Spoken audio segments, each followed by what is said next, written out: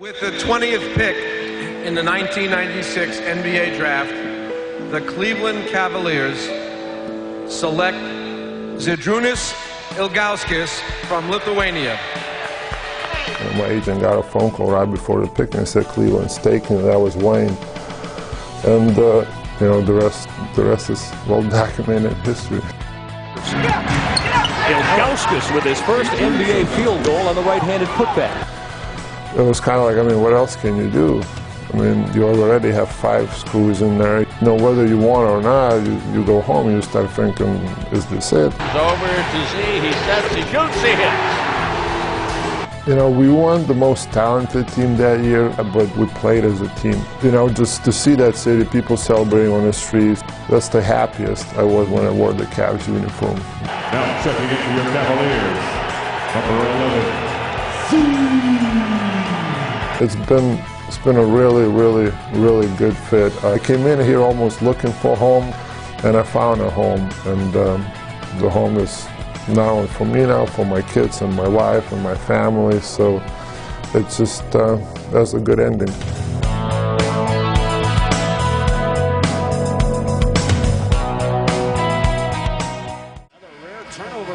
And now enjoy as Big Z comes in and is the all-time Cavalier games played record holder. The big fella passing down his head. I still get chills that night. Games played leader for Cavaliers, points, rebounds. But when you're talking about Zydrunas Ilgauskas, it means a lot more. He embodies what this franchise is about, frankly.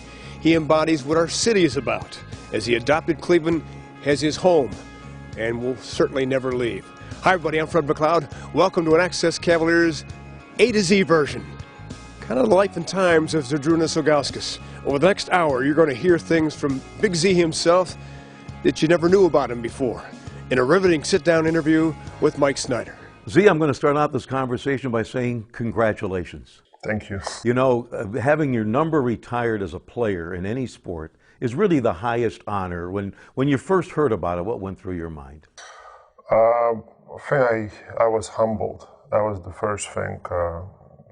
Couldn't believe it at first, and when I thought about it, the guys that I played with and the stuff that I went through, for somebody to think that high of me, it was really humbling experience first, and then obviously happy and excited, and all the hard work being rewarded, but humbling experiences. Well, we've known you as a humble man, and it's a journey, as you mentioned, and I guess you pause and reflect, and we want to talk a little bit about that journey as we've gotten to know you. And Z, of course, you're a native of Kaunas, Lithuania. Yes.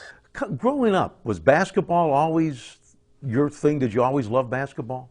Basketball was always in the picture. It was hard not to. People know anything about our country. It's a small country. It's only 3 million people, but one thing we do well is play basketball. And kids start at an early age. All the boys play, and we tall people in general. We're more towards Scandinavian side, so all our women and men are taller than average. So when you go to Lithuania, it's a lot of tall, blonde, blue-eyed people walking around. And just the tradition, we won a European Championship, I think, in 1937 and 1939 before the Soviet Union was created. So just growing up, I played a lot of sports. I played soccer, played basketball, played volleyball, hockey in the winter, but basketball was always the main sport. Now, did you sprout up in terms of your height? How young were you when you had that growth spurt? Yeah, my dad, one of the big reasons was my father. He really loved basketball, so he really pushed me towards it. And he took me to the practice where my age group wasn't even created yet. I was like 6 years old or something, so I had to practice with the 8-year-olds, 2 years old until they created my age group. And I was similar size as everybody. Didn't stick out as much. Maybe I was a little bit technical, a little bit better because I played a lot, and my dad, took me to a lot of private lessons. So, I could dribble and shoot at that age. But the size-wise, I was about the same. Physically, I was behind. So when all the other kids in middle school started growing and getting a little bit bigger, I didn't. I was skinny. I was really skinny. So I went from playing a point guard. I grew a little bit to small forward. They moved me to try to make me a center at first, but I couldn't. I was just too weak. They moved me back to a power forward. So I struggled a lot. I went from being the best player on the team early on because I was just more advanced to really end at the bench when I was 14, 15. I wasn't playing a lot because I was just so physically behind, and it was hard. I quit basketball for about a year, 10 months because I just wasn't getting any enjoyment, and it took away so much time. And teenage boys at that time, you have different interests and you want to hang out with your friends. And, the school that I went to, we practiced twice a day, and it was a private school, and it was hard academically and a lot of basketball time, travel. So I just felt like I didn't have as much freedom, And the year that I quit, I walked away from basketball. I think I was 15. I skyrocketed in the summer. Like I grew, I think, like 6 or 7 inches. And when I came back to school the next year, the coach saw me. He's like, "Oh, you got to come back. You have no choice." So they talked me into it, and not only grew height-wise, but I started filling up a little bit, and people would not just throw me around all over the court. I was able to stand up for myself and got more enjoyment out of the game.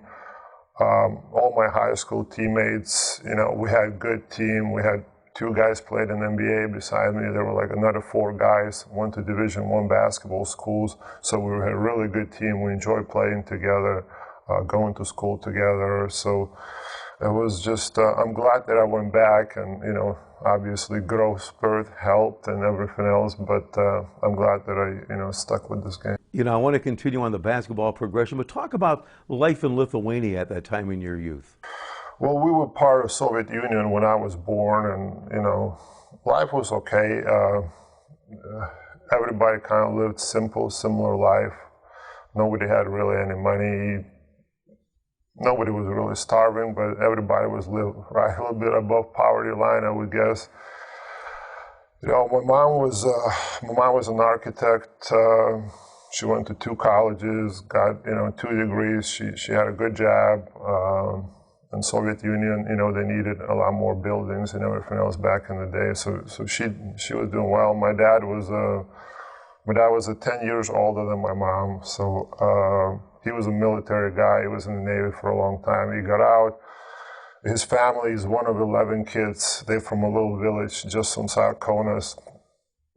Really poor family, never had any education. My dad, I think, finished 3rd grade, and then his parents took him out, and he just went to work, and they just kind of got by. He went to the, Navy and just got out. He was a truck driver for a long time, and just we lived a simple life. Me and my sister, she was 7 years older.